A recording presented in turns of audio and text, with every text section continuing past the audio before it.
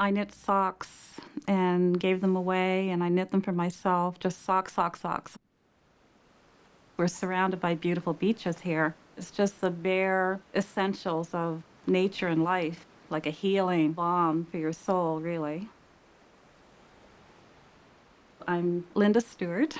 I was born on the island. I grew up in a little community next door to this one in Iris, and I've lived here in Wood Islands. And I love knitting, love acting, and I write, play violin, and I love baking and cooking and everything domestic.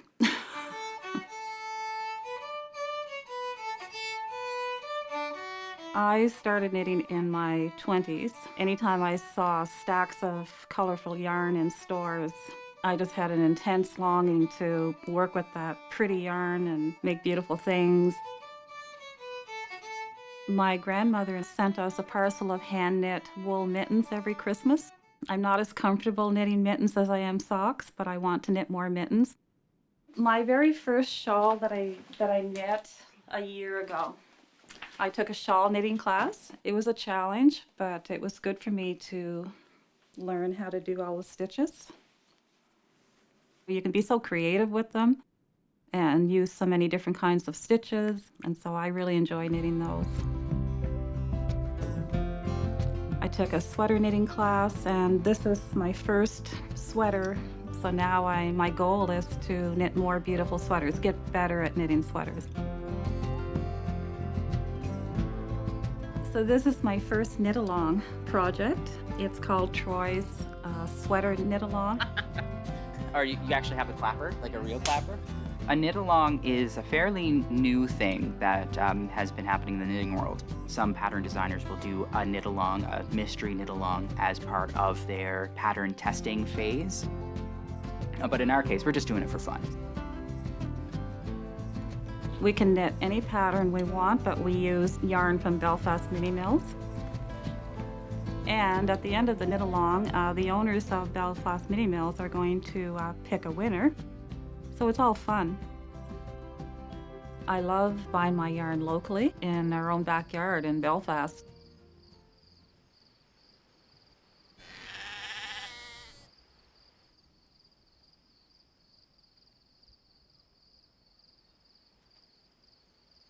I'm Troy Martin. I grew up here in Montague, Prince Edward Island, and I am the mill manager here at Belfast Mini Mills. Have you come to photobomb us? Yeah. My grandmother would make knitted items for me and my two brothers. And since my two brothers didn't like knitted items, like I'd get 3 pairs of everything every year. I was working at a call center and I was working from home. I was just sitting there, hands idle, so I decided that I would try knitting myself. I got some cheap yarn and picked a project that was a little overzealous, but I kept at it, and after 2 or 3 months, I had completed my first sweater. I continued working at it and kind of fell in love with the art form. I bought the shop called Stitches and Crafts by Karen in Montague, and then renamed it to Knits and Notes. What I liked doing was teaching one-on-one in music, so teaching voice lessons, teaching clarinet and saxophone lessons. And since the store was a music store, there was a soundproofed space in the back that I could teach my lessons out of. After running that for a couple of years, I approached Linda here at Belfast Mini Mills to make a special run of yarn for my shop. And instead of a quote, she came back with a proposition of me coming and working for this company, acting as the mill manager when she decides to retire. So now I design yarn, I spin yarn, I run the store, and I've taken on some other responsibilities like helping build the online store, managing it, and decided to start a podcast. So welcome to the Worst of Fibre Podcast. I'm Troy, one of your hosts. I'm Simone, another host. And I'm Matthew, the corner gremlin. Goblin. The tangents are real. Like, you can't even see my skull collection anymore because it's covered in houseplants. We'll have to come up with a name for the alpaca. Simon. Simon? Okay. And we'll just get to spinning. And you're going to flick that loop over and give everything a little tighten. The podcasts were a game changer. I get to spend time in a whole community of knitters worldwide. They're so inspiring and motivating, and I learn from them. I love hearing about the mistakes that they make in their knitting, and I feel better about mine. Simone and I wanted to have like a little fun thing that we could do, showing the world the things that we can do here with our mills. You know, show off some of the talent that we have here in PEI, because there's so much talent in all of these different arts facets.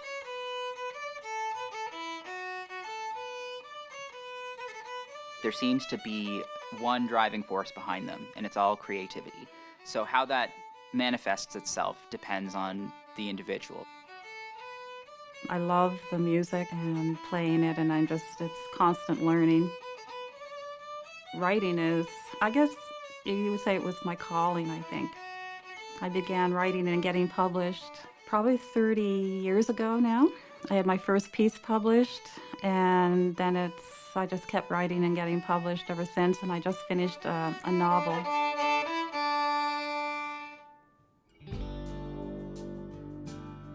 I've performed with a number of different ensembles here in Canada, so I took part in the National Youth Choir, the National Youth Band. I represented Prince Edward Island in the National Music Festival in 2010, and I've played with the PEI Symphony Orchestra as an alternate and as a featured soloist.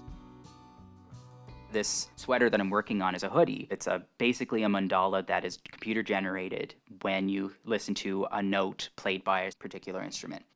The idea is that I did the mandala, started from the center and worked in circles all the way out, and then have a colorwork band here based off of Debussy's Premier Rhapsody. It's a clarinet piece that I played in college.